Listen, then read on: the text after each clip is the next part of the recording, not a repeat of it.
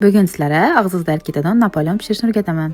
Oila a'zolaringizga iftorlik yoki saharlikni choy bilan bersangiz ayni muddao bo'ladi. 400 gram 82% sariyog'ni 6 kasa un bilan alab olamiz. Videoda ko'rsatilgandek bir-birini bog'lanishi kerak. Boshqa idishimizga 1 kasa suv solamiz, 1 dona tuxum chaqamiz, 1 qoshiq uksus solamiz, aralashtirib solib beramiz. Xamir qaramiz yumshoqqina.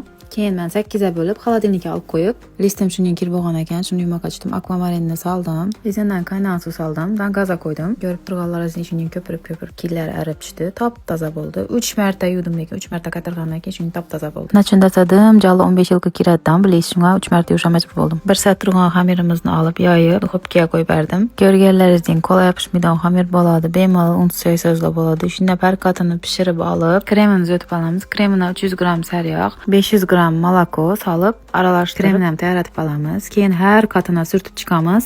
O'lib ketadi, qo'rqmanglar. Bu Napoleonni atib bemalol pishirib satsazlar ham bo'ladi.